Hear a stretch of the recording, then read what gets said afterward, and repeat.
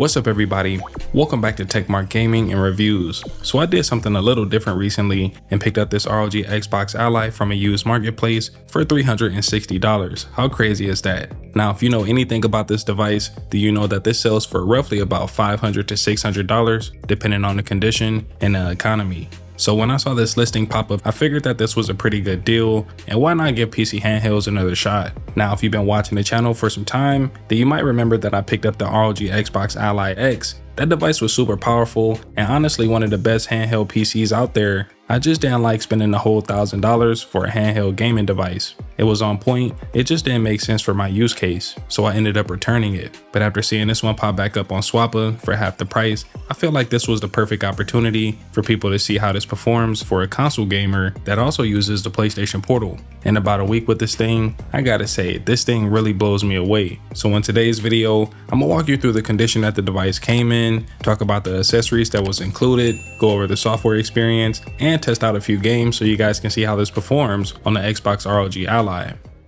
So when I first received this, the first thing that I noticed is how clean this device actually looked in person. Now the listing did mention that it doesn't come with the original box, but the device itself still looked really good, so that was okay with me. There's barely any wear and tear on the device, and the white shield still looked brand new. The screen didn't have any scratches. There's actually a screen protector that was on this device, which is pretty good. We also got the original 65-watt ASUS charger, unused and still in the plastic. Super clutch. And if you're familiar with D-brand products, then you already know this accessory is not cheap. This is a kill switch case that gives you protection, better grip, and also has a built-in kickstand. At the top, you got nice cutouts for your buttons and ports, and you have a front cover that's going to protect your device if you put it in the bag while you're traveling. And it also comes with the thumb grips as well. These feel really nice and premium. And as far as the triggers, the buttons and stuff like that, I don't have any complaints. The previous owner really took care of this. All right, let's go ahead and take a look at the software. So basically to turn it on, you're going to press and hold the power button, and then it's going to go ahead and boot up into the system. I already did the setup process. It took roughly about 2 hours. So you just got to be patient because this is a Windows device. Just scan my fingerprint and I'm in. And the first thing that you see is the Xbox full screen experience. Basically, this is all of the games that I just recently played. And the cool thing about this is that it's coming from different launchers. Some is from Steam, Epic, and Game Pass. And if you scroll down a little bit more, you can see that we have some compatible handheld games that just came to the Microsoft Store that you can definitely test out. If we go to the next tab, you'll see that we have the actual Game Pass tab. It's kind of redundant, but I see where they're going. So basically on this tab, you have tons of different games that you can choose from the Game Pass catalog. Now these are PC supported games that basically supports Play Everywhere. So keep in mind that every Xbox console exclusive is not going to be here. In the tab below, we also have the library. So basically these are all of the games that's installed onto your device. I don't have much just because we have a 500 gigabyte SSD drive that's inside of here. So you really can't download too much at one time. There's also another column that says My Apps. So you can go ahead and launch any game launcher that you have on your device. The next tab below is the cloud gaming tab. So if you want to play your console games, you basically can do so by streaming from the cloud. I think this is a good alternative compared to, not having these console exclusives at all. So that's a step in the right direction.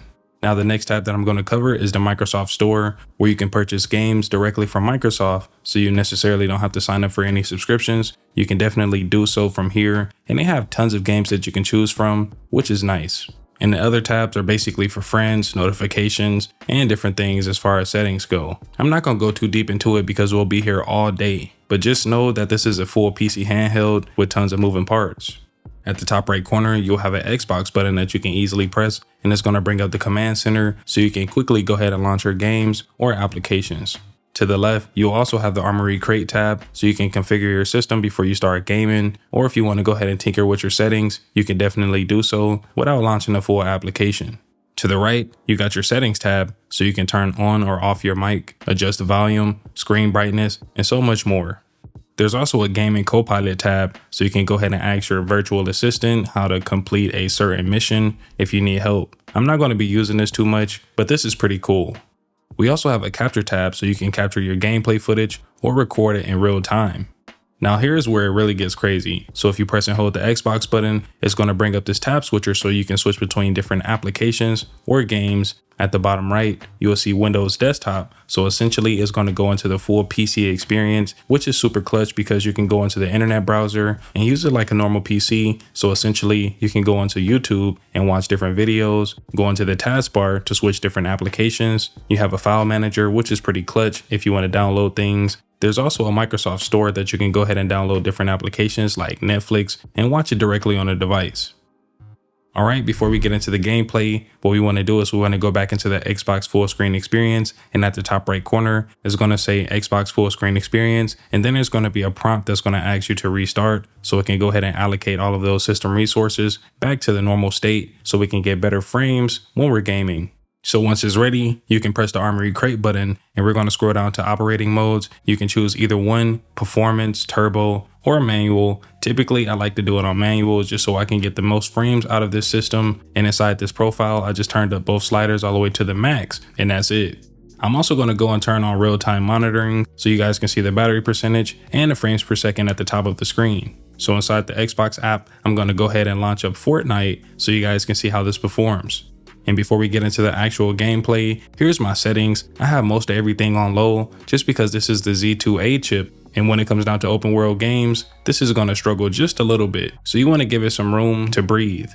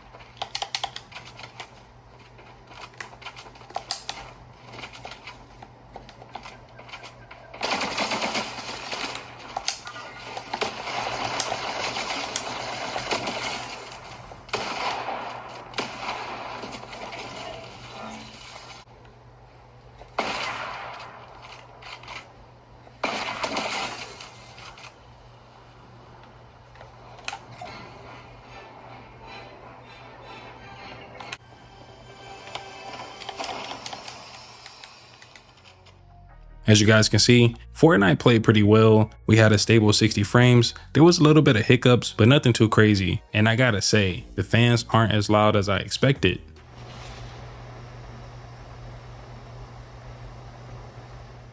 All right, we're gonna go in for round 2. Let's see how this performs.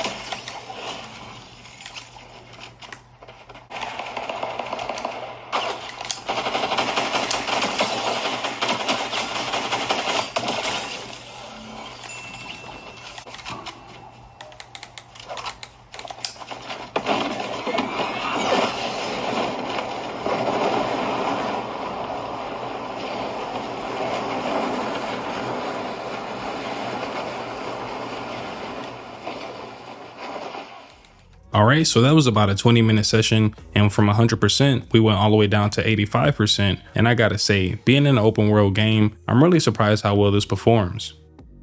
All right, so the next game is Fall Guys. We're playing online again, and this isn't as graphic intensive, so it should be a lot more easier on the device and we should get a lot more frames per second. I actually turned up my settings just a tad bit so we can get more performance.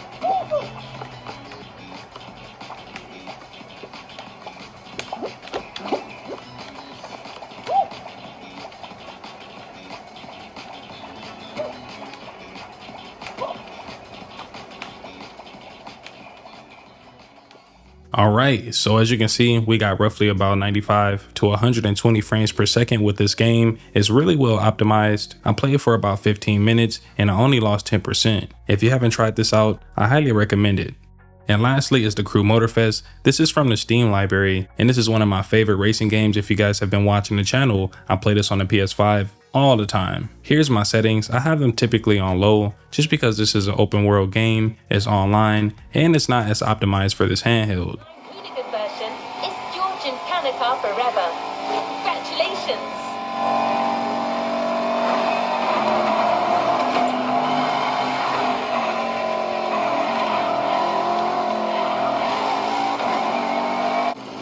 Sensual, streamlined, and powerful, the Huracan embodies Lamborghini's ascent to new heights. Refined and modern as always.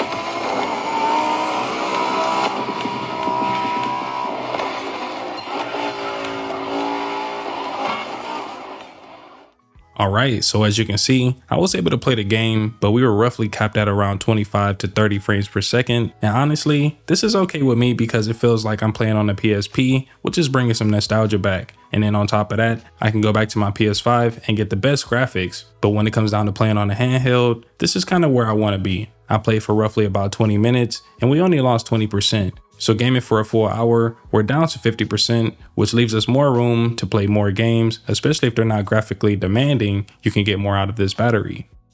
So after playing around with this thing for about a week, I will say this thing is really impressive, especially for the price that I got it for. $360 compared to the market value, which is $600, is a steal. I do have more testing to do as far as playing more games, taking it outdoors, and comparing it with the PlayStation Portal and how it pairs together with that device. So if you guys want to see more videos in the future, be sure to hit that like button and subscribe to Techmark Gaming and Reviews so I can be recommended to more gamers and tech enthusiasts like yourself. In the meantime, I'll see y'all in the next one. Take care. Deuces.